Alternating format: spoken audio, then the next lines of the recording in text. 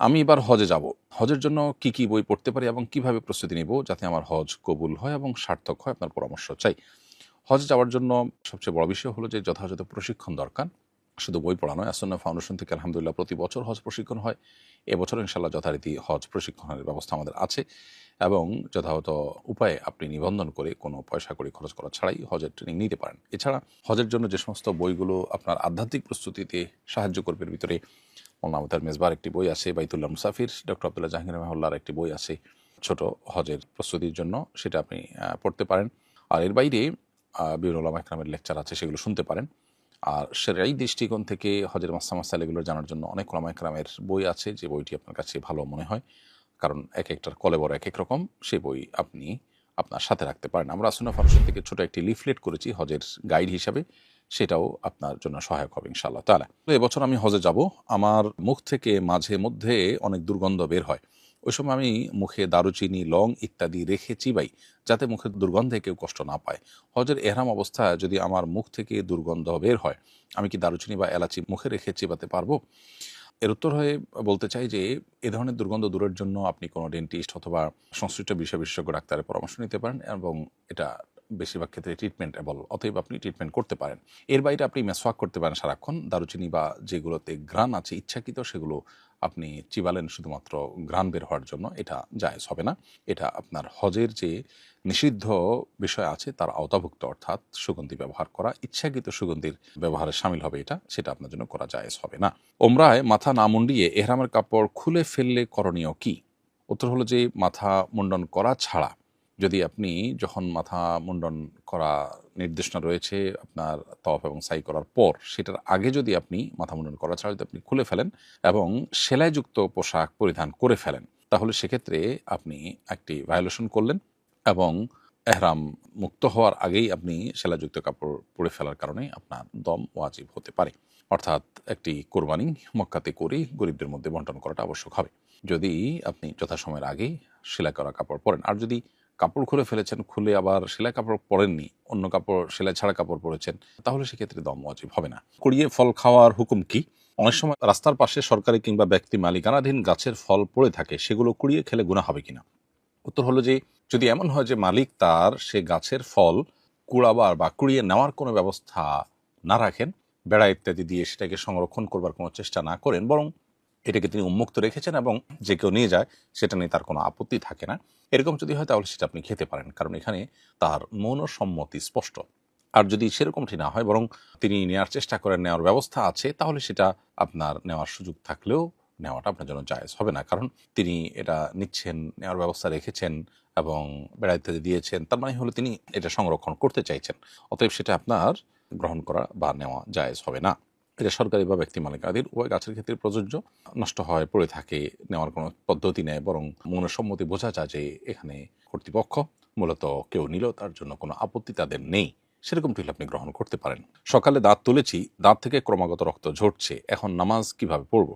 অনবরত যদি পড়তেই থাকে এবং পুরো ওয়াক্তের মধ্যে কখনোই এটা না থামে, বরং বিরতিহীনভাবে পড়তে থাকে, তাহলে আপনি ওযু করে ওই অবস্থায় আপনার নামাজ পড়ে ফেলবেন, কোনো অসুবিধা নেই, নামাজ হয়ে যাবে। আর যদি অপেক্ষা করলে কিছুক্ষণ পর থামবে বলে মনে হয়, তাহলে থামা পর্যন্ত অপেক্ষা করে তারপর আপনি নামাজ পড়বেন। দুই খুতবার মাঝখানের সময় পড়ার জন্য বিশেষ কোনো দোয়া আছে কিনা? না, বিশেষ কোনো দোয়া নেই।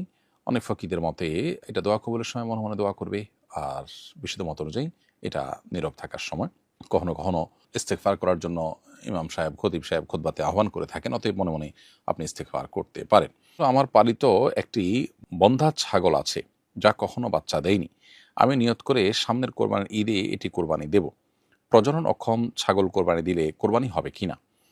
এর প্রশ্ন উত্তর হলো যে পালিত বন্ধা ছাগল যেটা কখনো বাচ্চা হয়নি, সেটা আপনি যদি কোরবানি দিতে চান, তাহলে সেক্ষেত্রে কোরবানি বিশুদ্ধ হবে। কোরবানি বিশুদ্ধ হওয়ার জন্য প্রজননে সক্ষম এরকম হওয়াটা কোনো শর্ত নয়, বিধায় এ ধরনের ছাগল তার বয়স যদি যথাযথ বয়স হয়ে থাকে, তাহলে তা দিয়ে আপনি কোরবানি দিতে পারেন এবং আকিকাও দিতে পারবেন।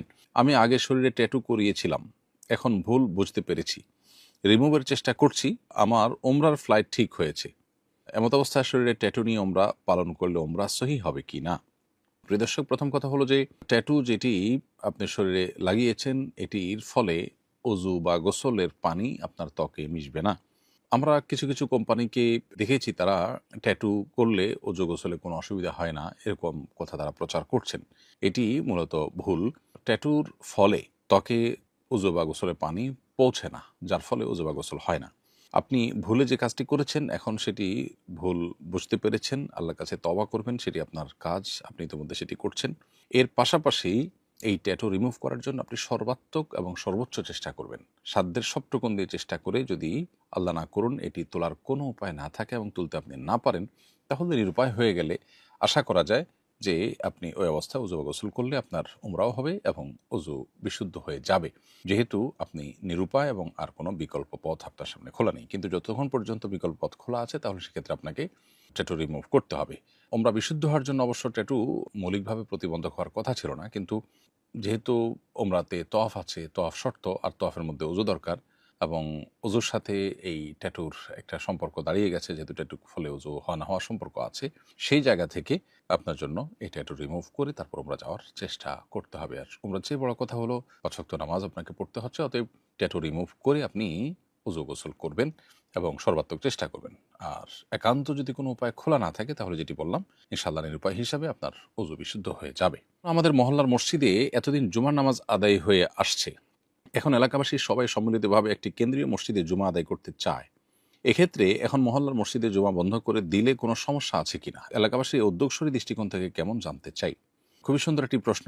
মূলত ইসলামী শরিয়ার দৃষ্টিভঙ্গি হলো যে একটা এলাকার ছোট, ছোট পাঞ্জাগানা মসজিদগুলোর মুসল্লিরা একত্রিত হয়ে একটা বড় মসজিদে জুমা সালাত আদায় করবে। জামেয়া মানেই হলো সেই মসজিদ, যে মসজিদ অনেক ছোট, ছোট পাঞ্জাগানা মসজিদের মুসল্লিদেরকে বা এলাকার সব মুসল্লিদেরকে একত্র করে, মানে বড় জামাত। অতএব সেই জিনিসটা হওয়া উচিত এবং সেটাই হলো শরিয়ার প্রত্যাশা। দুর্ভাগ্যজনক বিষয় হলো যে আমাদের দেশে প্রত্যেকটা মসজিদই জুমা মসজিদ এবং পুরো এলাকায় ছোট, ছোট পাঞ্জাগানা মসজিদগুলো থেকে একটা জামে মসজিদে একত্র হওয়ার যে পথ, সেটা অনেকখানি রুদ্ধ বা সেটা সেভাবে আমাদের দেশে প্রতিষ্ঠিত না। এখন আপনারা যে উদ্যোগ নিতে চাচ্ছেন যে ছোট, ছোট যে মসজিদগুলোতে জুমা চালু আছে, আপনারা সেগুলোতে জুমা বন্ধ রেখে একটাতে জুমা সবাই মিলে আদায় করতে চাচ্ছেন, এটা প্রশংসনীয় কাজ। এটা মৌলিকভাবে কোনো দোষের বিষয় নয় এবং কোনো মসজিদে জুমা চালু হলে সেখানে আর কখনোই আপনার জুমা বন্ধ করা যাবে না, এমন কোনো কথা নেই। হ্যাঁ, নামাজই বন্ধ করে দিলে সেটা অবশ্যই নিন্দনীয়। কিন্তু মসজিদ চালু হয়েছে, মসজিদ সালাতের জন্য চালু হয়েছে, সালাত চালু আছে, জুমা চালু ছিল, জুমাটা জাস্ট হচ্ছে না। অন্য ওয়াক্তগুলো সবই ঠিকই হচ্ছে, জুমাটা বড় মসজিদে হচ্ছে, এটাতে কোনো